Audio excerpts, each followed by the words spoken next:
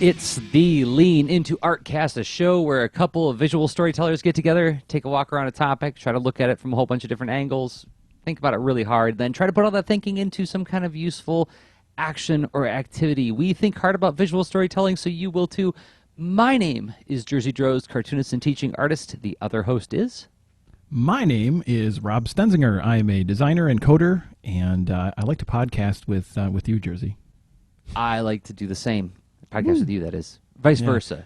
Right back at you. Reciprocal. It's awesome.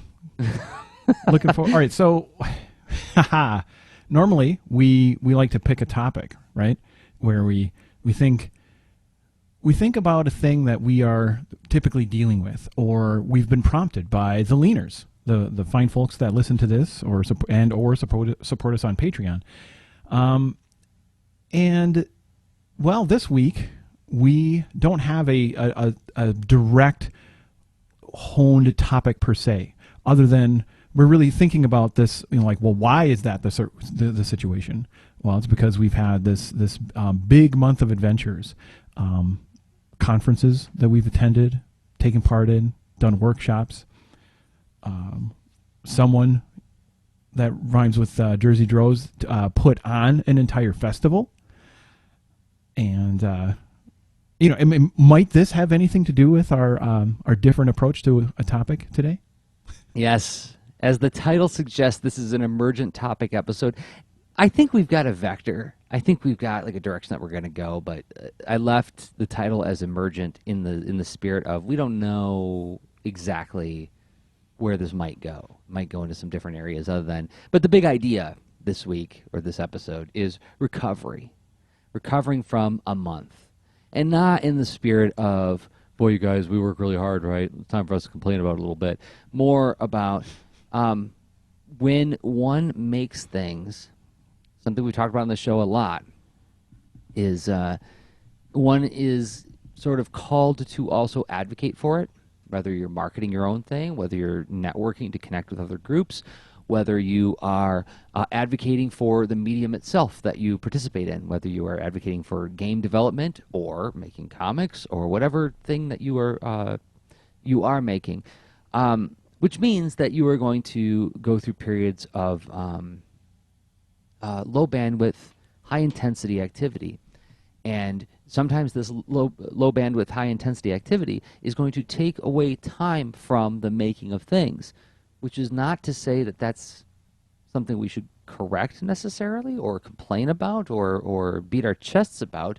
But when you come away from that, when you come off of this like travel, advocacy, conferencing, networking stuff, how do you recover and how do you get back to work? Right? I think that's going to be one of the big things that we try to struggle with because, as you said, Rob, this is what we're going through right now. We just had a month. And what better exercise than our own podcast to explore this topic? Right. So, okay, so there's the headline. That's what we're going to be doing today, is talking about recovering from the extra stuff that one does when one makes a thing. But before we go there, we got to thank our sponsors. We need to acknowledge or honor our sponsors, Rob. You want to do it? Sounds good.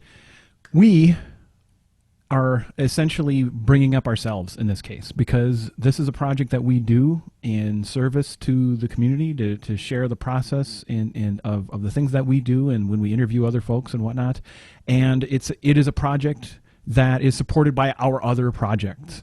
So it's really important we mention them. Things like Boulder and Fleet, which is a comic by Jerzy Droz. Boulder and Fleet Adventurers for Hire is about a bird and a bear who are buddies, and they're off trying to help others that they run into that need their help. And there's all sorts of wild, awesome characters that they run into. Characters such as the Gem Girls, who are a squad of sort of bad. They're a gang of bad characters that are really funny. A bit of a conflict in their ranks, and it's really cool to see the antagonists have so much personality and whatnot. And there's really big conflict coming to a peak, almost at the end of this big story.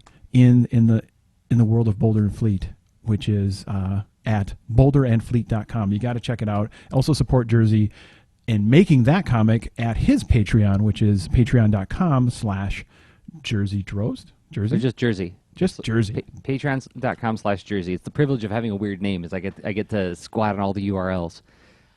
Speaking of URLs, another one that you should check out today is creativecodekit.com.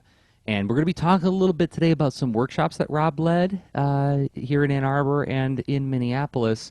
And because not only does Rob design games, but he teaches people how to make their own games. And Video Game Construction Kit Underwater Tomato Ninja Edition is an ebook that you can get. You can get it in EPUB format, Kindle version, or iBook version. And it is a game that you play which teaches you how to make your own games. And yeah, like creating characters, creating animations, creating interactive elements, incorporating sound elements. All that stuff will be taught to you, even if you don't know a lick of code. CreativeCodeKit.com is where you go to check that out. And then if you come to this show and you're like, hey, you know, I just come to listen to you guys think hard about storytelling topics because that's what I like best about you guys.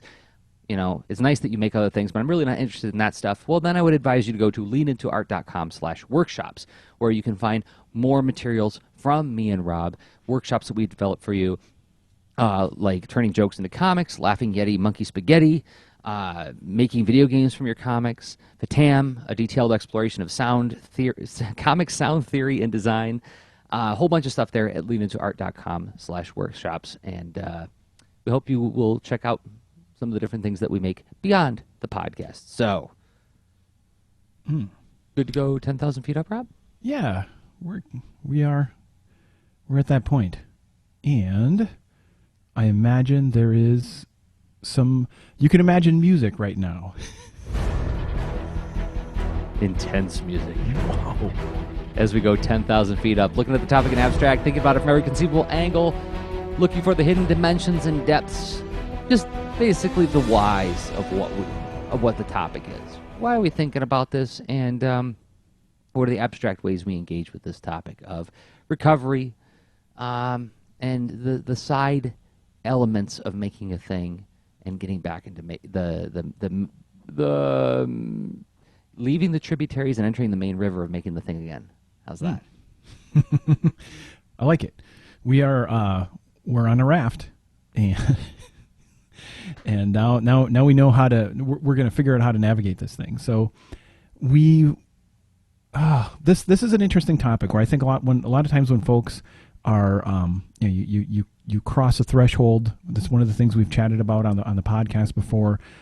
You are making a thing, you get it completed, you get it shared with the world, and that's a big thing. It's worth acknowledging and taking some time to high five yourself, do something different or what have you. I see the page that Jerzy brought up right now. Reminds me that this month has been full of a variety of things. It hasn't just been making things, but it's been absorbing and learning as well. I don't know. Where did you want to start, Jerzy? I wanted to start with just like naming some of the things we did, because we just hinted at, like, yeah, it's been a month. We did a lot of stuff. Yeah. But what did we do? Tell us about I.O., Rob. We talked about this last year. There's an episode we recorded last year reflecting on I.O. Yeah. You did it again, you fool. No, it's yeah. What's funny is I.O. is for me it's such so it's a conference that is very much a learning experience, a networking, an inspiration thing, and the way I throw myself into it, I definitely end up feeling like it's a creative project also, because I tend to attempt to do a sketch note for every talk that I attend, and that is that's an interesting practice where it's not to force a creative thing where it doesn't really have to be there. I really want to connect with the experience after I'm not there anymore, and yeah, I can reflect, and yep, there's totally hashtags and streams of photos and lots of things that people capture during the event and share. and I could be one of those people doing it more photographically, but and they IO will post the videos of the talks in future weeks and months. But that sketch note thing, it's sort of, it adds a more connections. It's like the physicality of the drawing, the things that stick out, the things that aren't a part of the talk but just kind of come out over the course of absorbing and reacting. It's it's adding a layer of experience that then by doing so, it's not just I'm absorbing things, it is that I'm making a thing. And and I do think that does add to the effort of the whole experience, but I find it worthwhile. And that's just, okay. So like, as far as like, well, what is IO? What could you experience there? Yeah.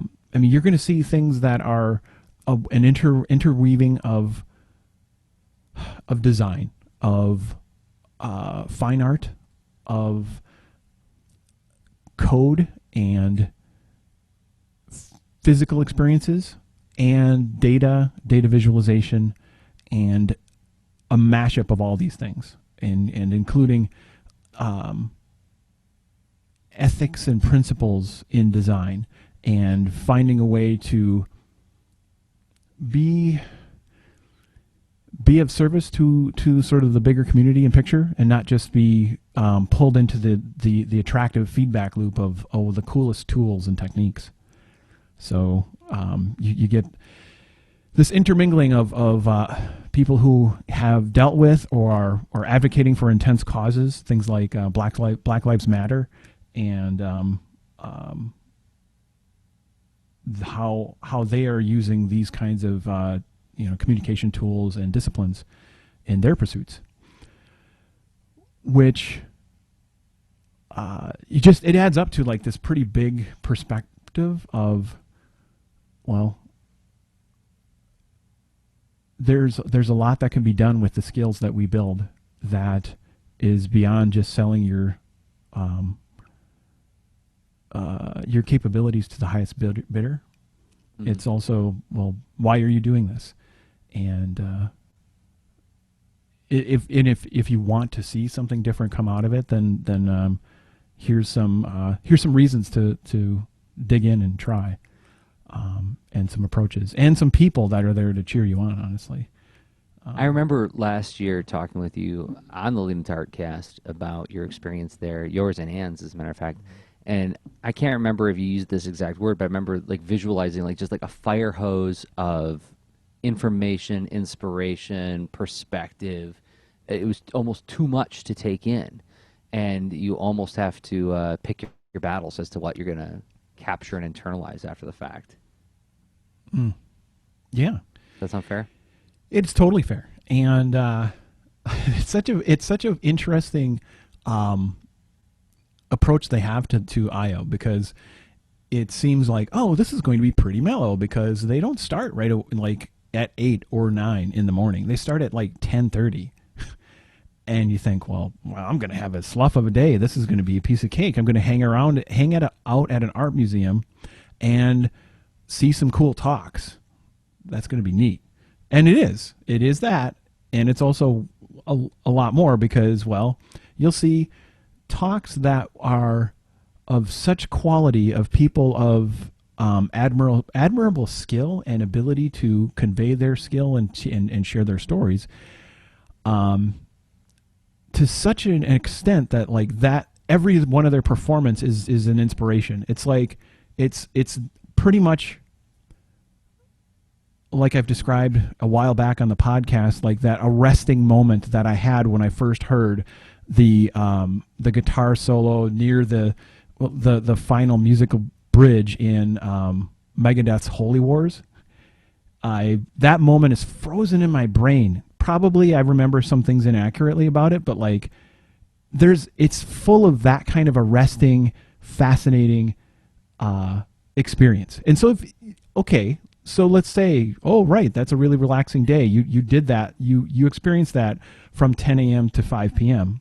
Okay, you still have some energy. Okay, great. Take a little break. Now come back for 2 more heaviest hitter presentations that they save their daily keynotes until, well, the evening. Yeah. And mix that with like running into people and just having and connecting and learning from others, and finding cool folks to chat with and whatnot. And you're pretty much on, and your brain's on fire for like 12 plus hours in a day. Right. That's intense, right? I mean, it sounds relaxing, but that is incredibly intense if you've ever done it. Because this isn't like when I would go to like traditional Comic Cons, you get periods where you can wander around or even leave the building, and you can at IO, but like it just feels like FOMO would be too intense to turn away from, right? What am I missing out on? This is the first year, so like every year I've hit a saturation point, and I've done what you said, where I'm like, whatever I go to next, I can't take in. So I need to go take a break. But there's something about it this year where I felt I had the capacity, and I did. I went and like, and I'm not bragging about it. I'm just sharing, like, for me, my perspective. If there are plenty of folks that also, I'm sure, that go to an event such as IO, and they probably approach it differently. Like for me, I'm like, I'm trying to put a fiber optic cable to my brain and my heart that whole event, and just hit me, right? Yes.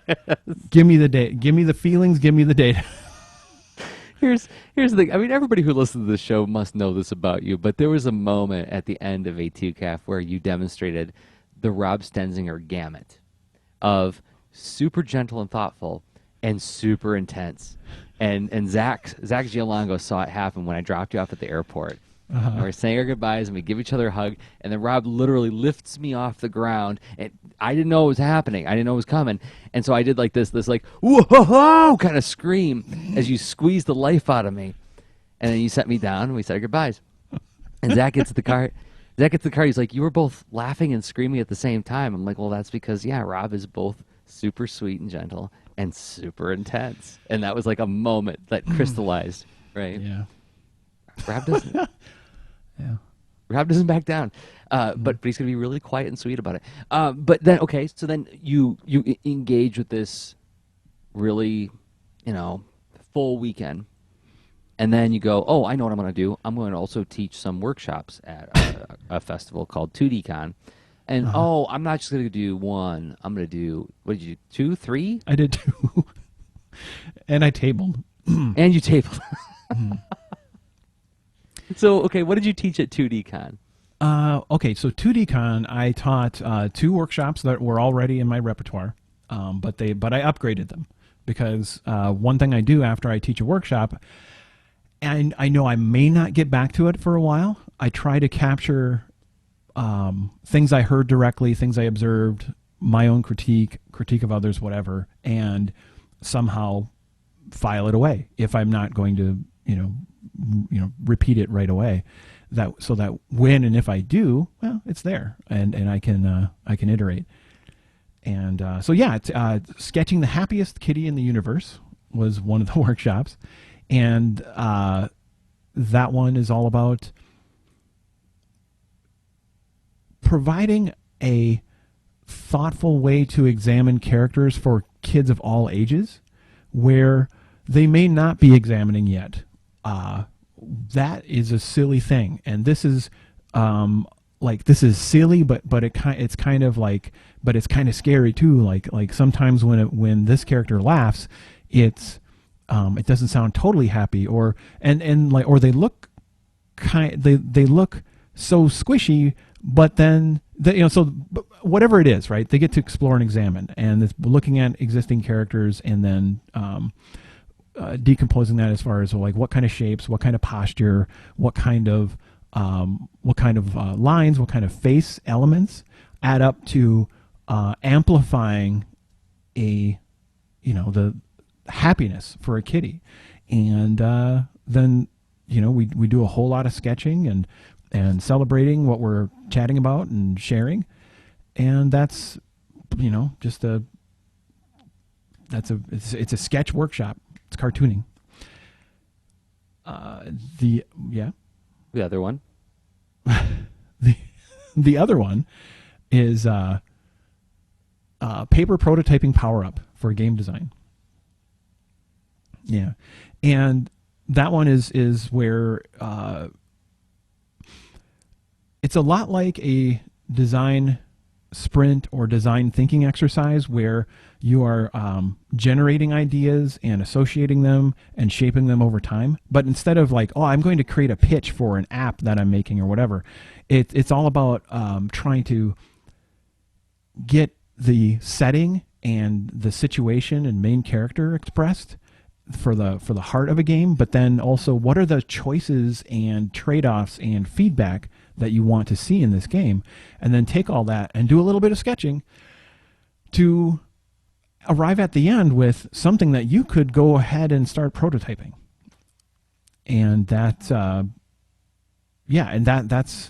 this was a funny one. This was an experiment to try to do all that in an hour because I don't know, that's what was on the schedule. Normally that's like a couple out 90 minutes to 2 hours, but turns out we designed 7 games.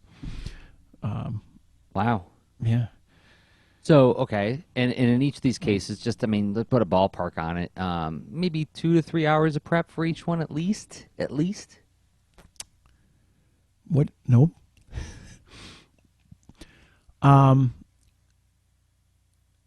This is funny. So a dear friend of mine, I took his heuristic, and I don't know, I'm somewhere in his ballpark as far as how he approaches workshops.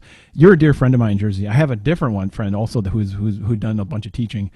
You have 2 friends. 2 friends, yeah, and 999-855-21 friends. 50 cents a minute.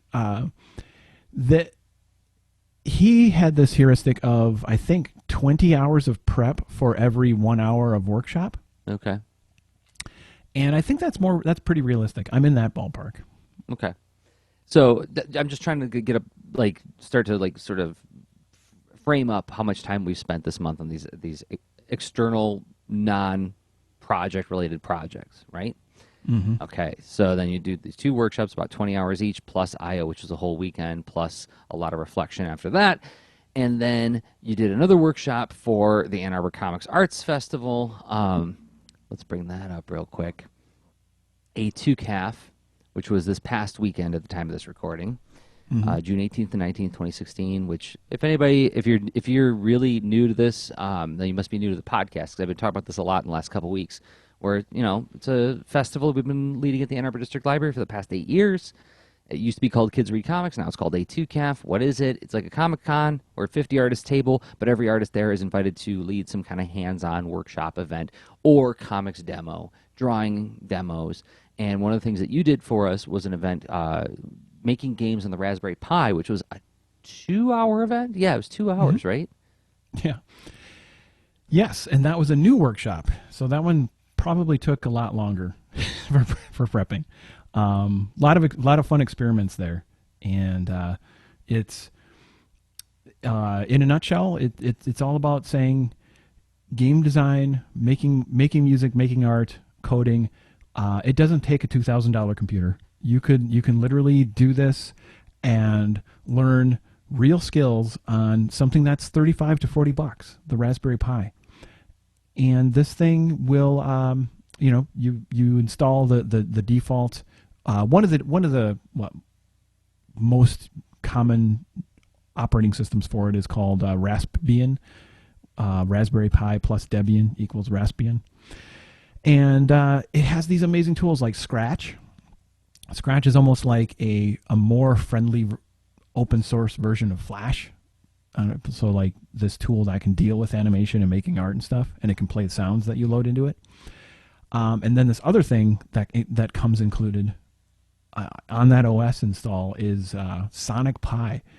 And that's a way to essentially make music with code in a pretty approachable way that it's such a funky device. Like, you get a little bit of code going in a loop, and it's like spinning a plate of like, okay, your job is to play bass. Okay, it's it's playing its thing, and maybe you're feeding it random notes, maybe you're feeding it, a sequence of a couple things, or you're playing a sample, which is a pre-recorded sound, and you're throwing some effects on it. There's so many cool things all in this amazing toolkit. And then you can set up another loop that is the melody, and another one that's the drums, and all sorts of stuff. Maybe another one that's just a crow going caw once in a while. Anyway, it's so then you take music from that, you can put it in a game in Scratch, and that we play with all that in the workshop. So leading two workshops plus developing an entirely new workshop that you're test driving at an event that you have to fly out of state in order to go to. So packaging that up. And then for my part, two things that I was involved in on top of all of your stuff was the Comics Unbound exhibition, which, I wonder if it's going to pop up. Can you see it? It's not showing up on the screen, is it? No, not yet. Give it a there second. It is. Oh, there it is. Okay, so the Comics Unbound exhibition was actually, Rob, you were in the exhibition. It was an exhibition of comics art where, we hung pages of finished comics art with the process materials. We had, I don't remember how many artists were involved. It was like 12 or 13 artists involved, each with multiple pieces. So, that was like a full 3 days of hanging that show, figuring out the flow of the show, right, in the space, figuring out what's, the whole idea was, if you take comic pages out of their narrative, right, the comic book is the artifact that we're usually aiming for. If you take the page out of that context, in my mind, you've diminished its power slightly. So how do you find new power? Well, you recontextualize it. You recontextualize it with its process material, the pencils, inks, and sketches, and so on that went into making the final art, but then also recontextualize it with other people's process. How do other people do it differently? What's one person's process versus another person's process? And then how do you find the narrative flow of what should people engage with first as they move through the gallery? A lot of thinking that went on with that. And it was like a full 3 to 4 days of Ann and me working really hard to get that all hung. And then, of course, there was the Ann Arbor Comics Arts Festival itself, where, I organized the programming, put that together, the Kids Comics Revolution Award Show, which, you actually helped out a lot with, tabulating the votes on Saturday night. So, even during the festival, right, we're doing the festival all day, we're doing workshops, and we're running around making sure everybody's got everything they need. Then afterwards, we all go out to dinner, we all have fun, we network, we talk, and we, share experiences and stories. And then we'd get home at midnight, and it's now we got to stay up till 3 o'clock in the morning preparing for the next day's show, right? It was an intense weekend. It really was. And I have to say, disclaimer, I have the disclaimer urges bubbling up, so I'm just there. This was indeed a lot of interesting work, and that part of the intent of sharing this on the podcast is that it was a bunch of interesting work, and that's one of the things we do is we share our work and we reflect on it and pull interesting things out of there. Inherently, I like to be optimistic or whatnot, but this, so I might end up being complimentary, what have you, but my compliments for this are genuine and firsthand, and truly I'm impressed and amazed with both the Comics Unbound gallery event and even though I've seen and taken part in multiple years of the Comic Art Festival via Kids Read Comics, it still is amazing to see firsthand. I mean, it's just this living, impressive thing as far as how you curate the kind of people, the feeling of the event, and all the cool experiences surrounding it, and then but then the gallery show somehow right next to it too. That just oh my gosh! Then there's the Incubate, right? So there's pre-conference. Yeah, A2 Incubate. Oh my gosh, yeah. Yeah, you forgot one of your giant projects. So I want to breeze this fast because I really want to get to our reactions to these things and what we hoped for and what we got out of them. Yep. As part of the framing up for the on the ground stuff. But so to put in perspective, Friday, starting at 9:30 in the morning. We started an unconference. We had like 2 breakout sessions of unconferences where all the attendees brainstormed ideas on a board. Ann and I, as the organizers, sort of sifted through all the ideas and came up with general themes. Like, we're seeing these themes emerging from all the ideas that are put up here. These are going to be the 2 topics. Everybody go have discussions. And we had really awesome discussions in the breakout groups. Then we went to the secret lab at the Ann Arbor District Library, did hands-on screen printing demos, letterpress demos, 3D printing demos. It was like workshop palooza in that place. It totally was. Yeah. How'd you do, like, seriously, there was that letterpress machine was its own, like, deep set of puzzles, from what it seemed, as far as, like, having the tight, like, being able to experience, like, physically set type was really cool. Like, something I hadn't, I think I have been in the vicinity of that kind of equipment before, but not really seen it working firsthand. And it was, that was awesome. And getting to use it yourself, right? Yeah.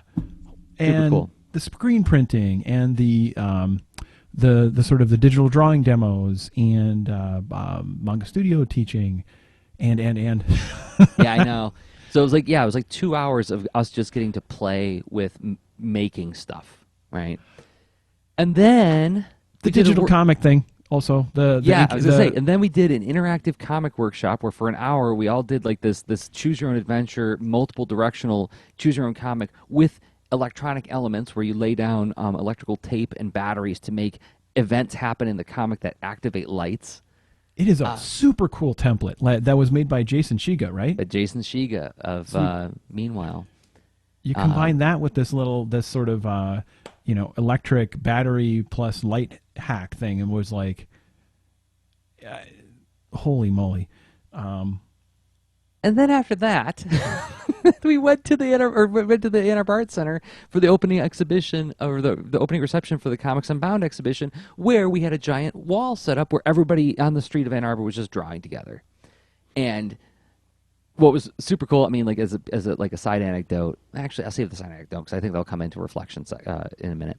But then there was like drawing on this giant wall, and then going and checking out all of the a bunch of artists who were going to be at the A2CAF all weekend with their work on display. And then we did A2CAF, where it was 2 days of hands-on workshops, art demos, a comics award show with puppets. The Galaxy of Super Adventure crew hosted the Kids Comics Revolution Award Show, which was like a sort of like loosely scripted event where, wait for the YouTube video, everybody, I get spat in the face by Ben Heck. He sprays water in my face in the end of the award show. It's worth it.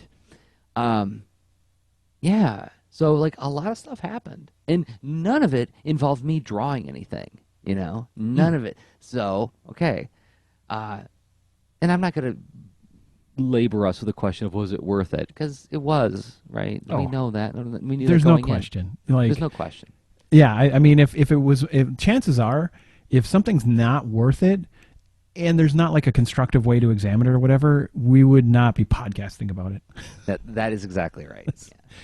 Yeah. Okay, so now we can get to the questions where we model this whole recovery thing and reflection thing on something we did. Can we name like 1 or 2 things that we wanted from these events, and did we get it, and were there surprises? What do you want when do you name it? Do you name what you want when you go to these things? Let's see. Sometimes I have like really particular goals that come to mind, and I jot them down on my note cards. Other times that it's more general. Like really thematically across all of these events, I wanted to serve something bigger than me, and things that are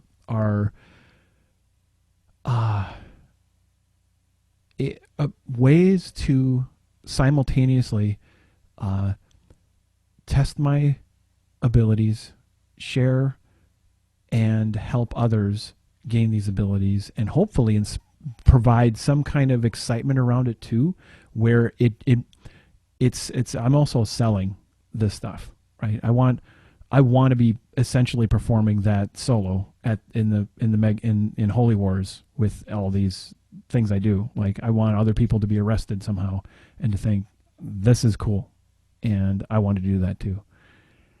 And the opportunity to do that in service of these other communities is what I seek, and I totally got the chance to do that, and I feel incredibly fortunate for doing so, for having had that opportunity. So you did get what you wanted. I did. Mic drop. Like, and I gotta say, like, as a disclaimer of my own, like, you know, sometimes I feel like when I'm organizing A2CAF, like when I'm organizing A2CAF, there is a lot of what you just described. This is me providing or doing my part to provide an experience for people who don't have access to this stuff, right? For people who go, boy, I feel like I'm alone and weird because I love this comic stuff so much. And it's like, okay, well, here's like several thousand people who all feel about it the same way you do. You're not alone, and you have a signal here to show you that you're not alone. Yeah, you get that online. It's not the same as when you're in the same room. I watched two teenage girls who both love drawing comics become friends this weekend. You know, like one of the girls who was tabling in Artist Alley across from another teenage girl who was tabling in Artist Alley, and then like the second day they were sitting at the same table.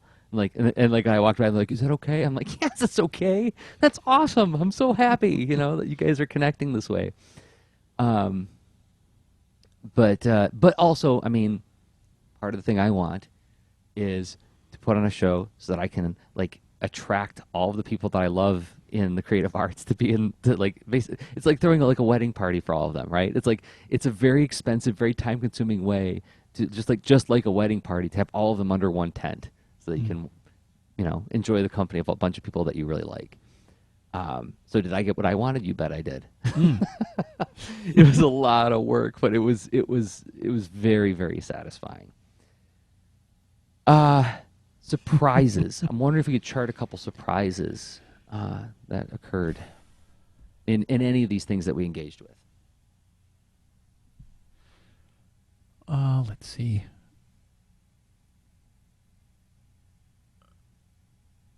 I think every event had surprises with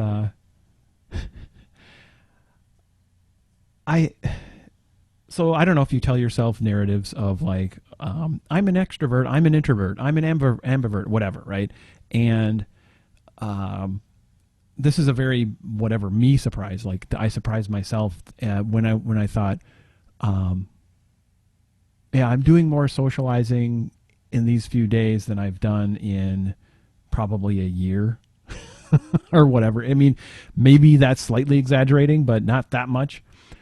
And I'm like, well, this, whatever the heck I thought I was, it's definitely a flexible thing.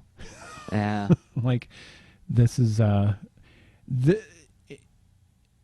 it's a good kind of, a good kind of existing out of my comfort zone thing that was like, oh, okay, okay, great, this is cool. And maybe that narrative needs to change. I didn't expect that. For me, it's similarly, but not quite the same, but like on a similar tack, finding out where the edges of myself are. And what I mean by that is like Brian Fees, when he was at the library, he's the author of Mom's Cancer. Came and did a talk at the Ann Arbor District Library some months back, and one of the things that he said in his talk that really stuck with me is when you're under stress, you become more of who you are. Like who you are becomes amplified, right? Because the filter is diminished because you're operating at a higher capacity, right? And so finding out the edges of where the definition of me exists versus who I really am exists. Like when I really start getting under some serious pressure, and it's like, okay, do I hold it together? Am I being attentive? Am I being 100% on? Am I listening to everybody around me, or am I just reacting? Right. There were some surprises there where I felt myself kind of buckling under the pressure a couple times. But what the cute thing is like somebody said to me, Jerzy, was that you angry? I'm like, yeah, that was me angry. And like, you're really cute when you're angry. You know, like that wasn't scary anger. That was like polite dad anger. Like, oh, could we just? Oh, okay, I see. I'm sorry to laugh at that. I mean, but yeah, That's, But also surprises in terms of running into people who largely like at these events. My role, I define my role as largely being an administrative role and sort of like a backseat role.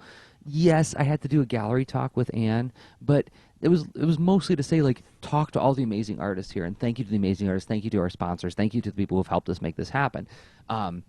It wasn't to say now everybody look at my work. This is what it's about, and this is what I'm about, and this is why you should know more about me. Right? It's very little about promoting myself as an artist, but more about promoting my advocacy agenda, right? mm-hmm. But in doing this, I wind up running into people who are deeply familiar with the work that I do otherwise, right? So like I was outside doing the draw wall, and I just happened to run into Brad, who we talked to a little bit at the gallery exhibition, right? I'm just drawing on the wall, and I happened to shout something to somebody, and then Brad just happened to be walking by. He wasn't even there for the exhibition. He was just in town. And he turns, he's like, "Are you Jerzy Drost?" You know, and we had this really nice conversation. He was been listening to the stuff since the Art and Story days, right? Mm-hmm. And the best part was when he turned to his kids and said, like, "This is the guy who creates Boulder and Fleet." And the kids looked at me with like a flash of recognition, like, we know what that is and we're impressed, you know. Made my day. That's really cool. Yeah.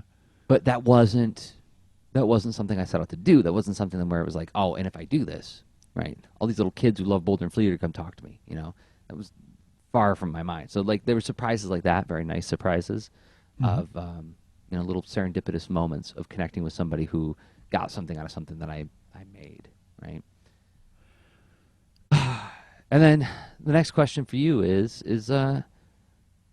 chart how you feel when it ends, when all of it's over. You know, you go to summer camp, you have all these like wonderful experiences, you have all these hugs afterwards, like, oh, you know, what's the arc? 'Cause I can tell you for me, when the day after I 2 calf is usually right? Like, all right, I'm gonna sleep for 12 hours. Boom. Windows 95 is shutting down. Goodbye. Yeah, and then like the next day, it's like, okay, well, it's time to like, you know, shake my head and, you know, get back to work again, which we'll talk about now on the ground a little bit. It's like, how do we get back to work? But like there's this survival euphoria a little bit. Like we made it, we did it, we came through, and I have all these wonderful memories now. Oh my God, I'm gonna crash. So glad it's over. And then it's like, okay, right, time to realign and readjust myself. I'm wondering what it's like for you, having gone through all these things over this last month. Very similar to what you're describing. It's a sense of relief and a sense of loss and a sense of there, because those are in the moment things. The sense of relief and loss. Those are very near term, but they have a sedimentary effect when you continue to do this kind of stuff. That there is a longer perspective where when you arrive, kind of like when you've flown in an airport or you come back home from being away and from a while, it's like I'm carrying something extra with me that I will continue to build upon. And I have confidence in this because I have been doing it, and I see a cumulative effect and a cumulative feeling where the short-term feeling of relief and loss, I know like that's the moment, but there's a bigger picture, and it has a sort of evening effect, like evening out the intensity. Yeah, that's a nice succinct way to put it, is relief and loss, right? There's this sense of like, why can't I have this like more often? Why does this have to be once a year? Mm-hmm. Which is, man, that's like after we dropped you off at the airport, Zach and I were kind of joking around with each other about, you know, it'd be great if we all lived nearby. And then Zach, you know, very wryly said, why, so we can never talk to each other again? Because like we moved all to the same town, that we're prosaic. And like there's less of that urgency, that binging that happens when You have a friend visit from far away, you know? Mm-hmm. Um, but yeah. So, yeah, a sense of relief and a sense of, yeah, I'm going to miss this. Exactly. Yeah. I mean, the loss is that immediate. Well, I was plugged in, and now I'm unplugged from that, and that's like both are a big change. Yeah. And but I mean, whether or not it's just narrative bias or no, I think there's something to it where there's a building, there's a progression to it that it makes sense and feels good to, because I know in whatever form I'll be back, I will continue to contribute, and I look forward to it. And and part of the reason why I did it, there's one more feeling too, and it's a combination of being saturated and affected. So like, how much more can I possibly sow again and learn? Because at every single one of those experiences, I was exposed to so many interesting perspectives that I'm listening in the moment, and then I capture some of it, on my note cards, and that that's a lot for just one event. But then there's this overall saturating effect. So it created, so the cumulative effect of after all of those things was, I need to my pool filter is clogged. I have to clean out my filter, and yeah. And this stuff. is beyond any kind of like introversion, extroversion kind of thing. This is just simply about needing time to assimilate what happened when you go through. Because like, I was just talking with a friend of mine the other day. There's a new comedy special by a stand-up comic that I like, named John Mulaney. And I watched the special just before A2CAF weekend, like I think like the Thursday before. Talked to my buddy the other day, and he said, "Oh, so what'd you think of the special?" And I was like,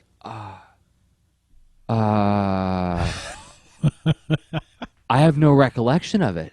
I can't remember a single thing from it. Why? Because we were operating at a high capacity, and I don't think I retained as much as I could have, because it was like you said, it was a saturation point thing, right? So, yeah, you almost you have to break away to like let it sink in every once in a while. So, and I mean this feels like a pretty natural point to probably let's go on the ground. Let's go on the ground. Okay, so in 1 minute and 30 seconds, we are going to talk about how do you take all these feelings and all these intentions and experiences, and how do you figure out what you want to do next? Like, does it inform what you do after the experience? Or is it more about, is it just a simple recovery and a spin up to back to where you were, right? Is it business as usual, or do you take these experiences and find new ways to get back to business as usual? We will explore that in detail in 1 minute and 30 seconds, but before we do that, we have to thank some people who have made this show possible on Patreon. What is Patreon? Patreon is like Kickstarter. It's a crowdfunding service. But instead of funding a single thing or a single event, it's funding an ongoing event, namely this show. So you can contribute like $1 a month to help make the show more sustainable. And we want to thank 5 people who have been helping us for a long time to make the show sustainable. And first, I want to thank Eddie Nunez, and at Eiffel Creative on Twitter. It's EYEFULCRE8IVE. Thank you, Eddie, for supporting the show. Owen Jolins, old-time friend of the show, supported us for a long time. Professional comics colorist, and his Twitter handle is at Comic Colorist. 2 C's in the middle there. Comic Colorist. Jay Taylor at Taylor_FS3. Thank you, Jay, for making the show possible. Becca Hilburn at Natto Soup on Twitter. We were talking with Becca at A2CAF, and I would love to continue talking with her on the show in the future. Kelly Ishikawa at Kelly of Ishikawa on Twitter. thank you, all 5 of you, for making the show more sustainable, more possible. And if you believe in what we do, and if you like what we do, I hope you will consider going to patreon.com/leanintoart and contributing as little as $1 a month to help make the show, pay for our time on the show, and help make it possible for us to do more interesting stuff with the show. Okay, are you ready to go on the ground? Yeah. All right. Okay, all flight controllers, gonna go for powered descent. And we're down. Retro, Descent. go. Fido, go. Guidance, go. Control, go. Telcom, And go. Ginseng, on the ground, we go. talk about Ecom, putting go. all this thinking Surgeon, into go. action, right? What do we do with this stuff now that we thought about it real hard? And like I teased a moment ago, what do you do next? How do you recover? How do you spin back up? And do you spin up with not just renewed vigor, but renewed perspective, having done a lot of interesting things? One of the things that you said early on in the show, Rob, is talked about being a lot more social than you're used to. You were on a lot when you were in Ann Arbor. Why? Because you were on at the show, and then after the show, it was hangout time with me and you and Zach Giolongo and Ben Hatke. And people should go follow Zach on Instagram. It's Zacules on Instagram, because he was like, that guy never shuts down. He was recording, little skits at our house, namely Monkey Stepdad. Oh my gosh. Yeah. So Let me see if I can find it real quick while you describe Monkey gosh. Stepdad. Monkey Stepdad. Okay. Stepping back. How do you get to Monkey Stepdad? Well, you get to Monkey Stepdad by somehow knowing a Zach Giolongo and a Ben Hatke.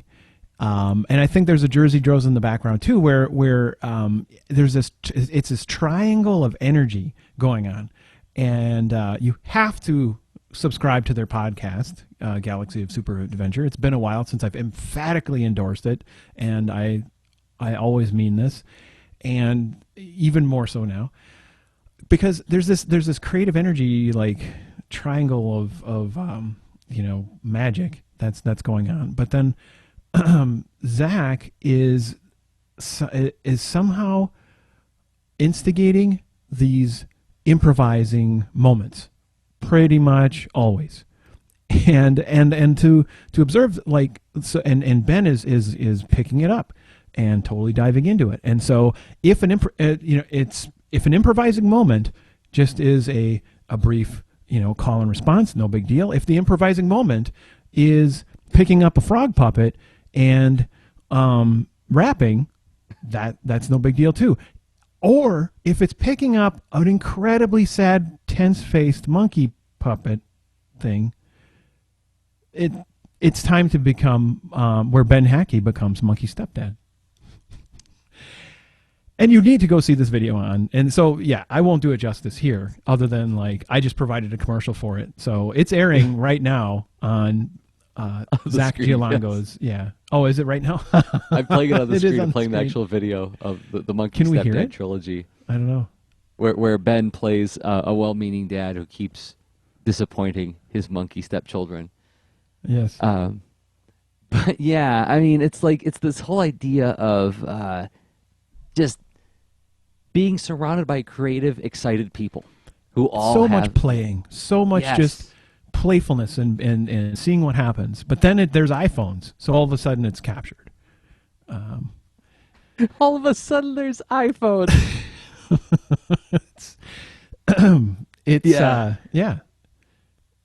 Okay.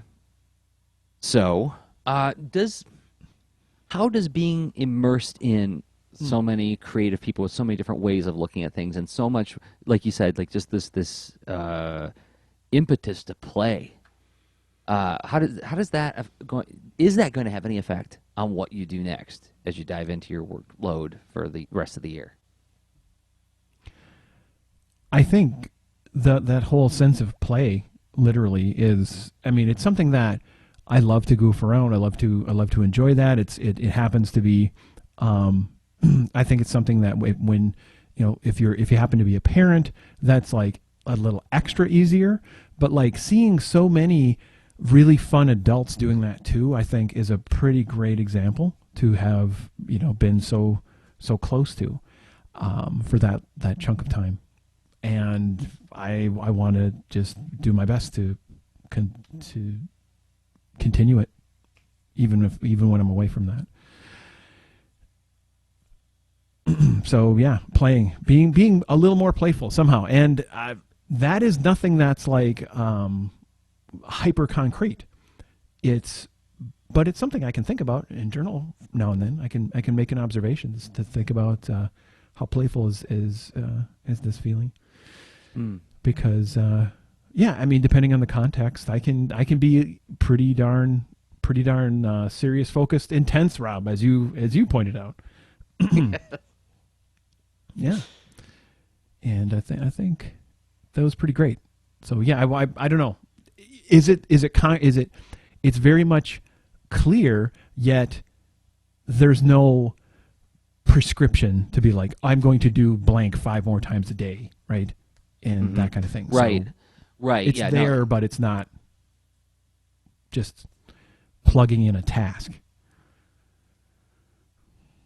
Yeah. No, I didn't walk away with an action plan, but and this is pure modeling. This is like what I'm trying to do here is just model like the way that what you do when you're engaged with an intense thing, how that has an effect on you. Yep. You don't walk out unchanged. Is that the overall spirit that I caught from the weekend was, I think too hard sometimes about whether or not my ideas are good or bad. Right? Because when you're immersed in a situation where everybody's just riffing, and like one of the Monkey Stepdad skits was, I remember I was sitting with one of the monkeys, Zach was sitting with one of the other monkeys, and I said like I just threw out like just like I wasn't married to the idea. I was just like sort of joking aloud like you do with friends, and I said, "Oh, I had only one baseball ticket, so I decided to take neither of you." Right? And that became the gag. And it did. I was surprised with, first of all, how well everybody reacted to it, and secondly, how well it worked, right? And that was the whole weekend's kind of spirit and attitude of like, let's play, let's just imagine, let's throw ideas around. And it made me, it was so loose and fun that it made me realize how rigid I can be sometimes when I'm thinking about my own projects. And so it's like, okay, not just play, but also relax about your darned ideas and have a little faith in them every once in a while. Dude, in particular, really along those lines, there was a conversation that I'm trying to think. It's not like super private or personal, but I'm thinking, is it out of school or what have you? But it was an idea shared by multiple cartoonists, one of them being Keen Sue, right? That just relating how sometimes an old project, and this is my overly summarizing and paraphrasing and talking about more of my takeaway than like Keen's words, right?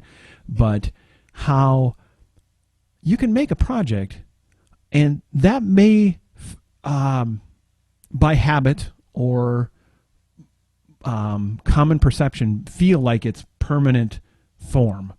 But then you can revisit it and totally twist it up, and then let that twisted up version could be the better version.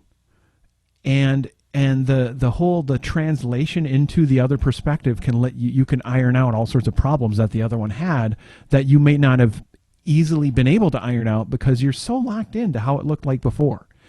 And one of the ways to do that, like if you have an aged up concept and then you go to a more all ages version of it, it might be more attractive. And you may not just because you're putting it through that filter again, and you have all this permission to do those adjustments. Again, not Keen's words, but like multiple artists shared that kind of thing where it's a lot like what you were saying, without by not being so serious, by getting things captured. Okay, you can redo it. You could redo it a lot if you want and see what happens. Chances are, by feeling the freedom to get it out of you, you will have you have a thing, which is so much easier to deal with than the not a thing, that blank page. And then, and I just got such great reminders of that, I've got to embrace it with my projects going forward. Like, for instance, like I've podcasted about the game show Escape concept. I did that on we've mentioned it here, I think, but I went into detail on the Polytechnicast. Just for instance, who knows where that concept will end up?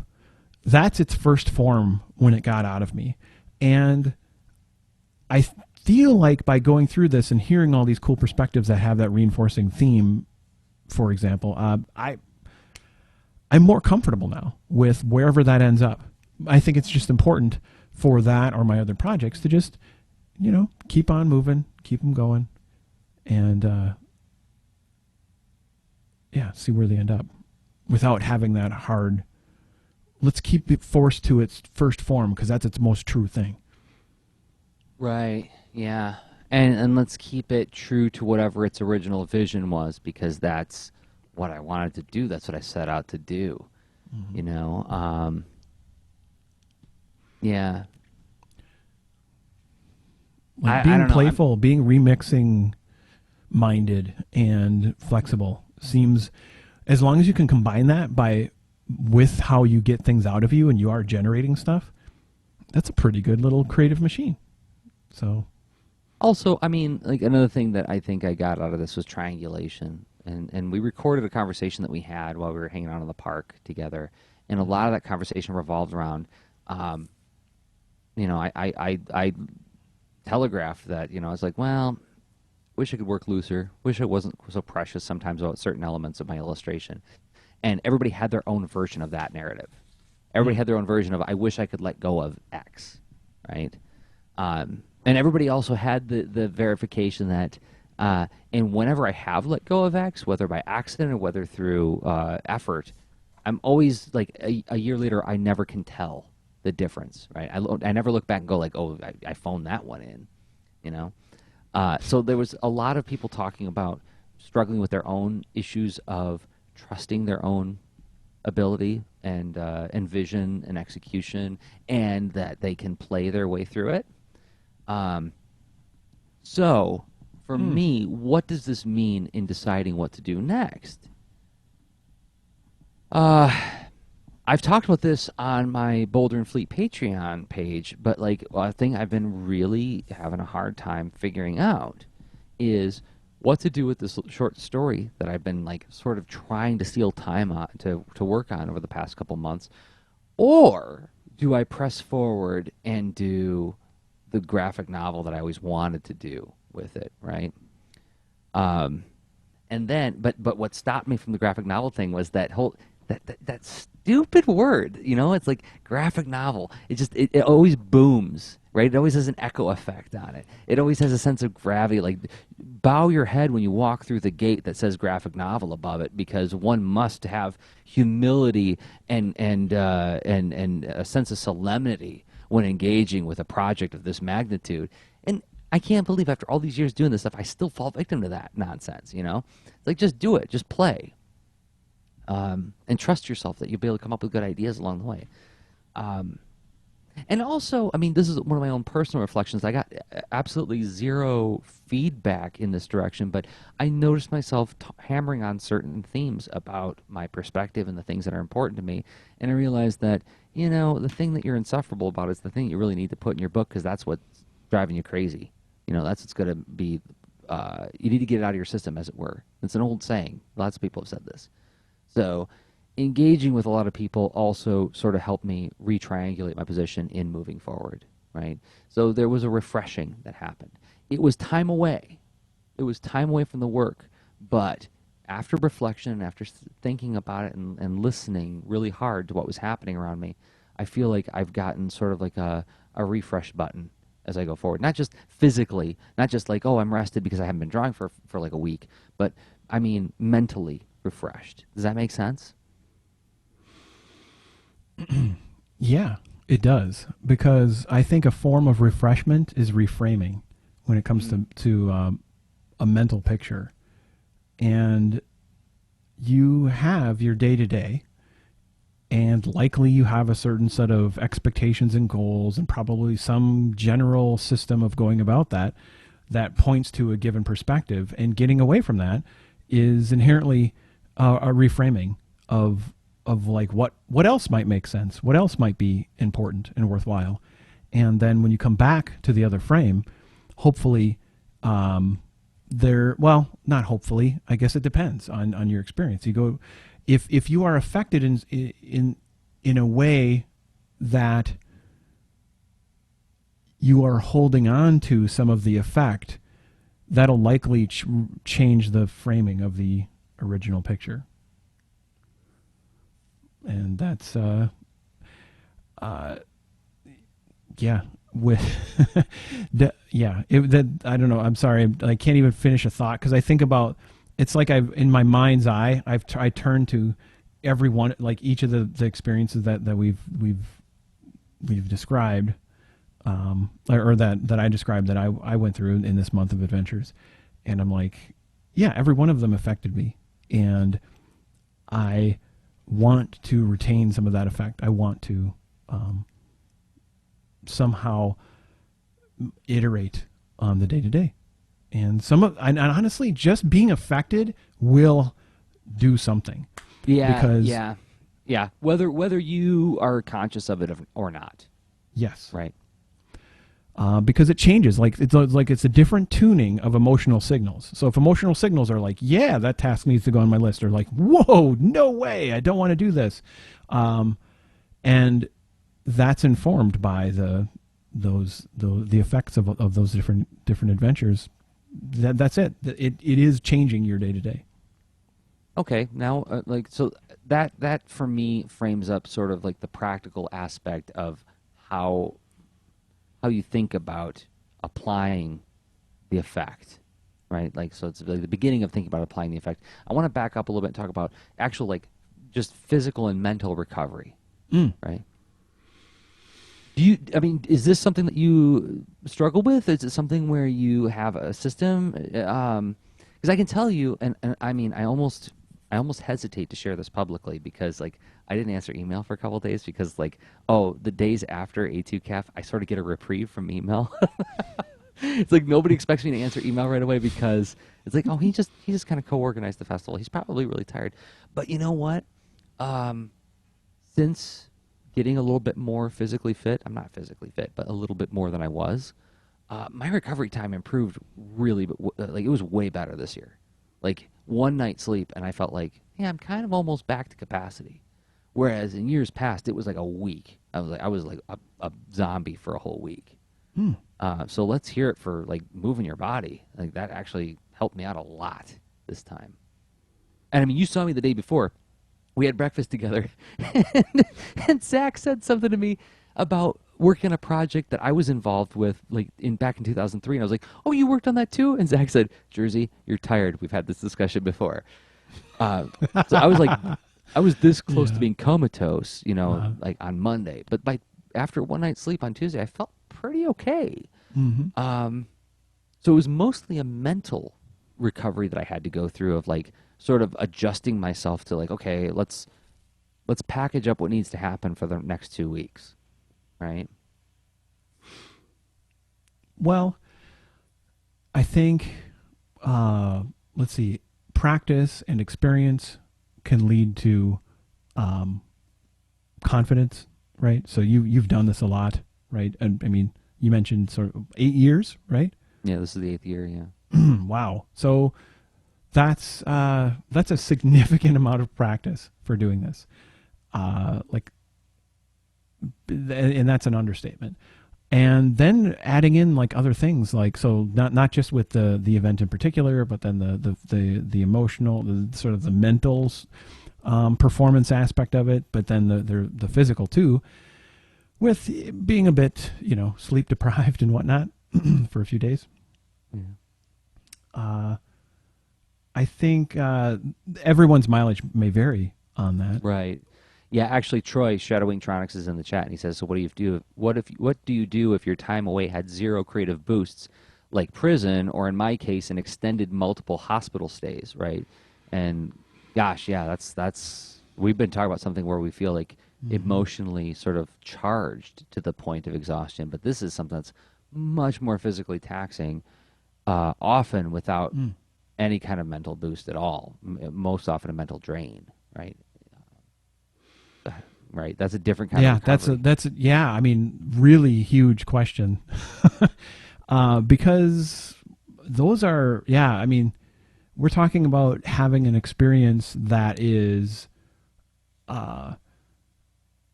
desirable and beyond our beyond our normal situation. Certainly a challenge, and having some kind of stress and tax related to it. But depending on how well we're feeling and our capacities, it has it's manageable. But and because it's really, and again, it's desirable. Those things like hospital stays in prison are not desirable.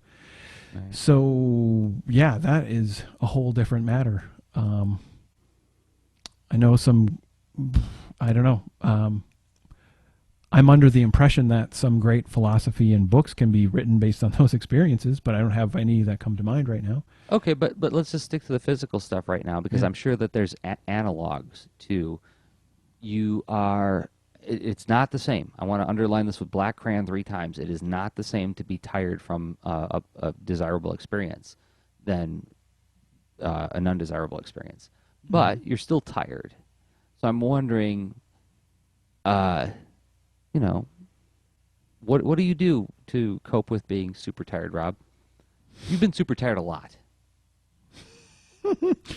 Yeah, an inadvisable amount, but it's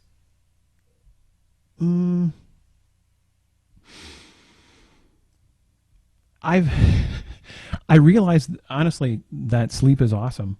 But then sometimes I even let's at some point in this abstract time frame, let's say like there's a flag that says Rob realizes sleep is awesome, and then after that goes through times of not much sleep or whatever, right? Like A2CAF.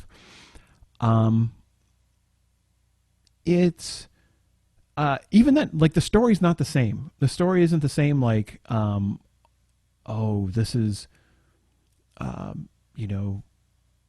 it's super cool to, I'll sleep when I'm dead, and all these kind of, crass phrases or whatever. It's not that. It's like, well, I'm doing this because I really, I'm into this, and I feel it's worthwhile, and I'm able to.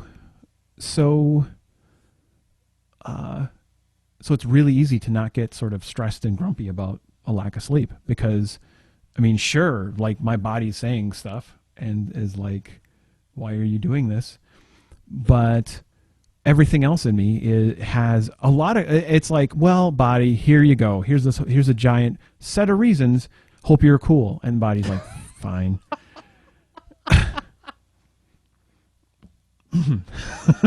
And I physically, I made a gesture like I was handing a phone book of documents over to my body, and as it's sitting at the window of its, here you go, body. Desk. We're still cool, right? Yeah. These are my permission slips. And no, I mean, it's I think it's easy to feel better about something that's difficult when you believe in it so much. Yeah. Yeah. No, you're right. You're right. I mean, I remember that one night when it was Saturday night, we got in a little bit after midnight, after hanging out with a bunch of cartoonists and having a wonderful time. Actually, I think was that the night we went to Pinball Pete's that night too, right? It's like on top of everything. And for those who don't know, Pinball Pete's is very warm. I mean, warmer than warm. I forgot.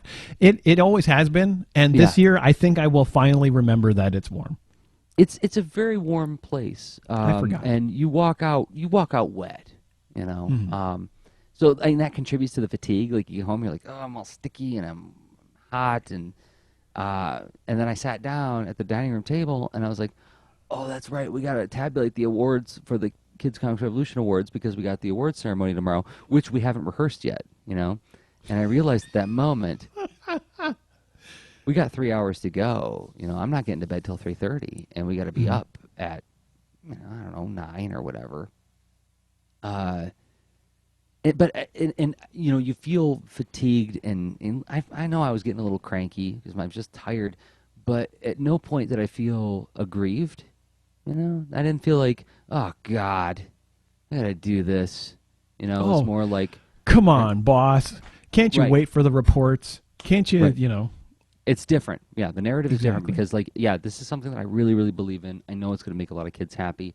Why wouldn't I do it? And yeah, it's gonna suck, but I've done it before, and I know that it's worth it. You know, totally different when it's like, I don't feel good because I'm unhealthy. Something's wrong. Am I going to be okay? Whole other range of stresses come in there that are not as you can't engage with them the same way, right?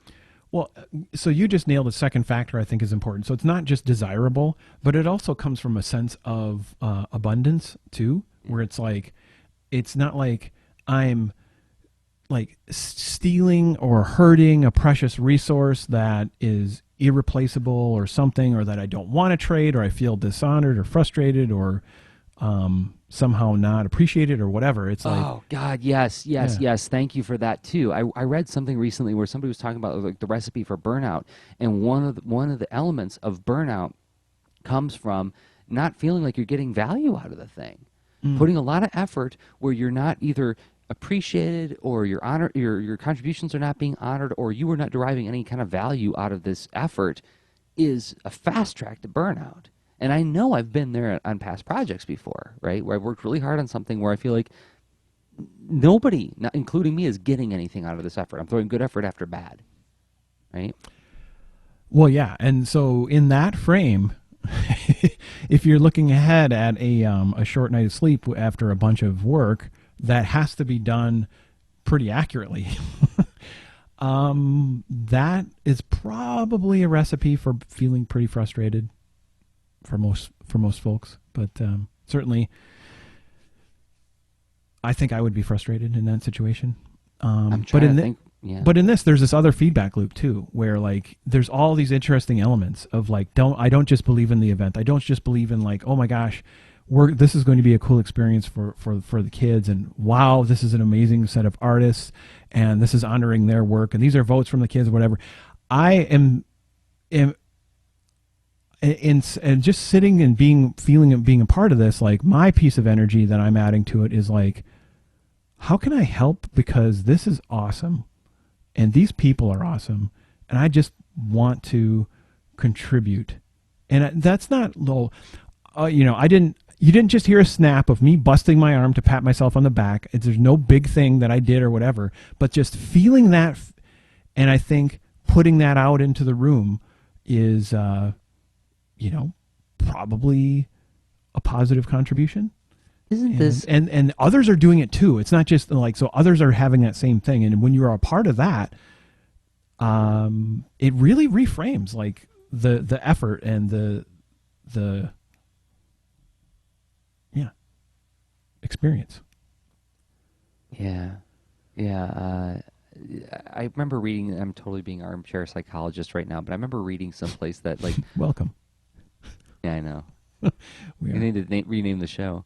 But like I remember reading somewhere that like one of the ways to cope with, I think it was like just the sense of malaise or even depression is to help somebody, right? To be of service to somebody is like what do you point? Yeah, that's so one of the speaking of, welcome to Armchair Psychology with your hosts. This is the podcast within a podcast. And it's always a segment of the show now. it Do I is. need to come up with a theme song for it? It's never not been a segment. So it's so one of the things that I benefited from my wife's study of psychology quite a bit. So she got her master's degree during our relationship and in psychology. She went to a school based on the Adlerian approach. Alfred Adler was a contemporary of essentially the start of modern psychology. And he had this phrase called let's see, make someone some tea. I think I'm screwing up the phrase, but like the idea is invite someone over for tea and make it for them, right? And like you are no longer just in your own thoughts, just about you, just in this some kind of feedback loop that doesn't have outside influence or input. And so, and we're back on the service-minded approach, which we talked about 2 episodes ago, right? Yeah, that's where when you put yourself into the mindset of like, well, I'm going to learn about, help this other person, empathize, serve, provide, whatever, right? That changes things. I mean, because even if you are frustrated, it's a really easy way to say, well, like, there's a reason and it's worthwhile. So I want to see this happen. Yeah. Yeah, I mean that's teaching every day for me, right? Mm. There's a clear person I'm trying to serve. And this whole, like we just described, A2CAF is a big event about serving people and seeing where we fit in to serve other groups, like you said, right? And I love that motivation of like, there's a bunch of awesome people doing something awesome, and I just want to help in any way I can with the awesomeness, right? And it is never the thing I get so excited about this event, A2CAF in particular, is that it's not one of those events where anybody stands up and shakes their fists over their shoulders afterwards, right? It's more like everybody's just high-fiving everybody else at the end. Like there's no trophy for like who contributed the best stuff. Anyway, and Ashley Knapp has been participating in the chat live, and she says, I feel like I've been in a big funk, too much routine. This episode really makes me feel that I need to get involved in a big event sometime soon. Maybe what we're describing is like the intensity of the thing itself is sort of a way to recover from the intensity of things. It is a little bit complicated, like funding a business through a venture capitalist. It's kind of like saying, you know what? I feel like I'm doing a lot to get this project out, or to do my day job, or to do my day job plus this project or whatever. You know what? Instead of relaxing, I'm going to do this other thing for these other people. Right. Yeah. But actually, it has a lot of very pragmatic, helpful benefits, which are, the things like being a part of a thing that you believe in that is bigger than you, and helping others, and finding a way to serve in that context. Yeah. There you go. You're going to bring whatever you did there. So that in a way it's like it's a gym membership. It's a thing where you are choosing to invest or practice to grow or be affected or change or learn. And then that inherently is something you bring with you to the other stuff you do. And I think that's actually the theme of the episode. Yeah, I think so. Leave it to Ashley to like give us the right nudge to make us go like, oh, yep, there's the tracks again. Thank you. Yep. And thanks to Troy for giving us like a heavy duty, like 50-pound barbell question. To be like, oh, can I lift this? I don't know. Is it about time for final thoughts, Rob?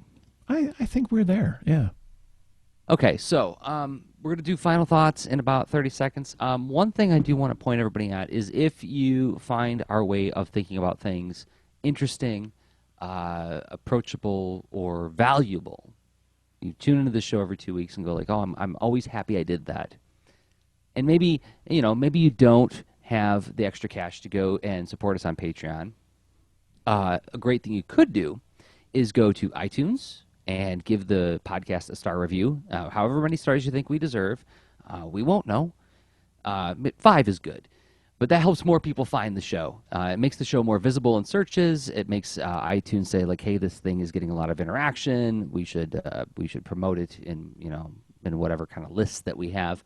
But if you're watching the video on YouTube, giving the video a thumbs up, that helps more people find the show as well. It gives a signal to Google saying like, "Hey, a lot of people got value out of this video." So when people do searches for things like art, like storytelling, like design, our stuff is going to pop up a little bit more often.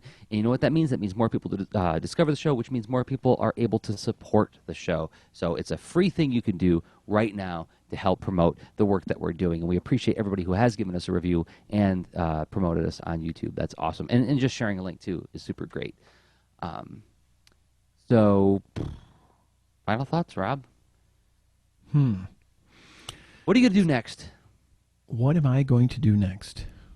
Eat a bowl of ice cream. No. I think I will. Well, one of the things, my office is a total mess. Otherwise, I'd try to aim the camera over at. I did this exercise of unpacking. So I chewed through all my notes and I started to do this unpacking, like mini workshop with just myself, where I was also facilitating. And I wrote on a bunch of Post-it notes, like the different, and I started to cluster them. And so that's like filling part of my wall over off to the side of my monitor here. And that is a bit of the like, well, how did this affect me and what filter does it put on like my goals and stuff like that? So it's a bit of reflection, and planning is one of the things that I plan to do, or that I'm in the process of doing. Let's trade off. I'll think of another thing. But what are you doing? So 2 old things that I do. So like we're talking about like getting back into routines, but with a fresh perspective. I need to do my own unboxing, and I got to do it in my own way. And so one thing I'm going to do is go back to. I haven't used the ETP since June 7th, or not June. Yeah, June 7th. That was the last entry that I made in there. So I'm going to go back to. I'm going to recalibrate by 3 things, actually. Okay, here's the 3 things that I do. 1, I'm going to go revisit my Trello board, and I'm going to fix it up because I haven't touched it in 2 weeks because I got lost in, all the work of putting on these different things. And I'm going to start assembling. I'm going to use my Trello board as sort of like the dumping ground of like, what are all the things I want to accomplish with the rest of the year? Or what are the things I need to accomplish with the rest of the year? Because there's some things I'm contractually obliged to do by certain times. Then I'm going to use my ETP to start calibrating. Let's do triage, and let's like sort these things out into things that I can actually accomplish in the next couple weeks. And then the mental lifting that I'm going to do is I'm going to break out the microphone and start doing some Thunder Punch dailies again for the Boulder and Fleet Patreon feed, both to create content for that, but also to like that's the way that I process, right? I process by thinking aloud. So and then the other one that I'm looking forward to is getting back into my exercise regimen. To that's the only time of the day where I really get to have a half hour to an hour to only just be in my head and not be responding to anybody. So that's my strategy for now. Break out some triangulation tools and then talk aloud a bit to sort of see where I'm falling in terms of motivation. That's, yeah, I mean, I would say I'm in a very similar boat. I think engaging with whatever I'm doing with a little more sense of playfulness, I think doing a little, taking, this has been an ongoing thing, like for years now, but doing a bit more to absorb more creative works. It's kind of like give myself, I don't this is probably not the best way to say it, but essentially give myself permission to read more comics and watch more television. Yeah. And play more games, which sounds like not creating, but done in the right way, I think it's immensely informative, and it infuses freshness into my ideas. Yep. Yeah. No, I mean this last 3 weeks or more, I've either been writing or doing festival slash art show organization. None of which are things where I can have something going on in the background, right? So TV has been out of my life. Music has even been out of my life. Like the other day, I actually listened to music in the car for the first time in weeks and weeks and weeks. You know, yeah, and like that is another reset tool. That is, diversion. Diversion is not. It gets a bad rap sometimes, but diversion is good for the mind sometimes. Yeah, and as is. Let's see, purposefully having one of the things with playfulness is I think it helps with keeping things open and flexible and maintaining a space for that openness and flexibility, as opposed to over optimizing for productive time. And I feel that I have trust in my ability to produce, and I need to continue to do that, yet just in a little bit more playful. I don't have a great way to describe it other than just, yeah, not not be so serious about it. And yeah, make more things in the spirit of play. Like, Yeah. I think the thing my wayfinding tool for the rest of the year is gonna be Monkey Stepdad. What do you got up on the screen? Oh, Rob? Monkey Stepdad. Exactly. I want to be affected by the sassy rapping frog and Monkey Stepdad equally. So what I have on my screen is an example of this. And as I was tabling at A2CAF, and so I just want to give a shout out. The other experiences I had too were amazing and awesome. It's just A2CAF was super amplified, and 2DCon was amazing. IO was amazing. But okay, so I'm sitting at A2CAF, and Rachel Polk is walking by my table. She grabs a scrap of paper off the floor and hands it to me, and I'm like, what? And I look at it, and it's got a list of words. It's like salad dressing, ice cream, strawberries, and a few other things. It's someone's grocery list, and it was written on a library Post-it. I'm like, what? And she goes, make a comic out of that, and walks away. And I was like, oh, come on. And then I'm like, just before she was out of earshot, I'm like, I'm creatively challenged, acceptable. And turns out, all of a sudden, because I sat there like, just, I had a notebook in front of me, and I start drawing. I'm like, whatever. Okay, here's and then fish was on the list. I'm like, whatever. Here's a fish. I'm like, that's a sassy looking fish. And then all of a sudden, is there a face on a bowl of salad? No. And I draw a bowl of salad that has a face. I'm like, hey. And all of a sudden, but anyway, a comic happened. And this is Rachel Polk who did this to you? That was Rachel Polk, yeah. And what's funny is I handed off the challenge as in conversation. So like this is a thing floating around a little bit. I don't know what's going to come of it, but it's like this little grocery list challenge of make a comic out of this. That's just the interesting background thing that happened. That's so cool. And I want to keep that in mind because it's great practice, and it feels good to be in that mind space. That's awesome. Ashley's asking in the chat, no TV for months, so I take it you haven't seen the newish Voltron cartoon on Netflix. I don't know when it came out, but I just discovered it last week. Actually, Ashley, I have seen it. Rob has seen it. I've seen about 5 episodes. I've only seen the first one. Yeah. Exactly. I'm not going to go crazy into it, but yes, it's funny. Some tasks, like for instance, assembling mini comics, Which that's another thing I did is I made a mini comic called Toughest Hippo Goes to Bunnytown. And it's that task is just very physical, and it was easy to have stuff on like Voltron.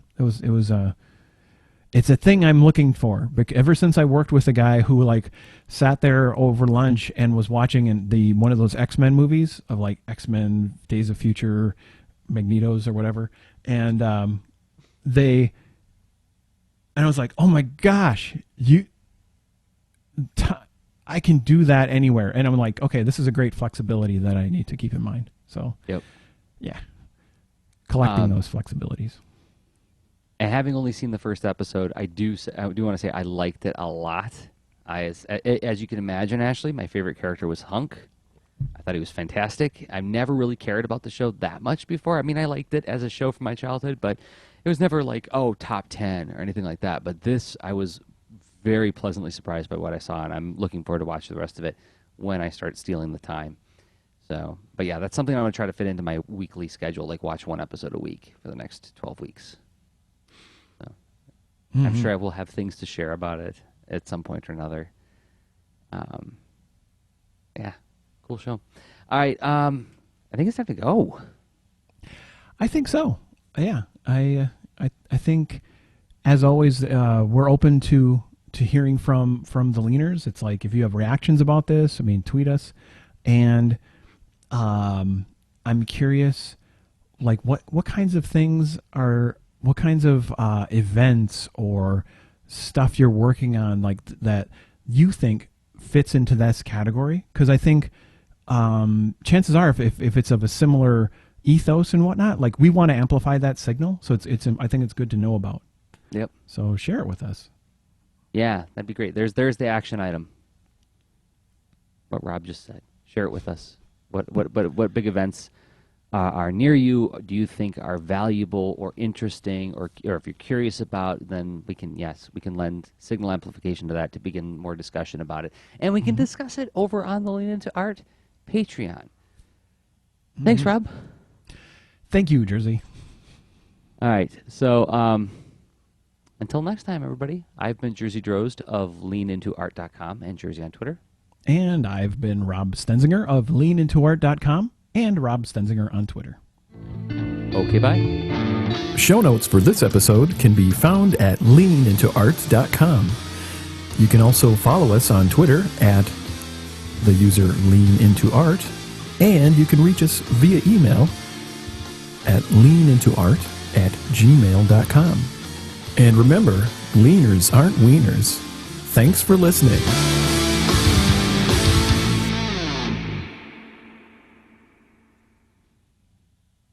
Okay, I'm going to kill the stream. Thanks, Ashley. Thanks, Troy. Thanks, everybody, for watching and hanging out with us.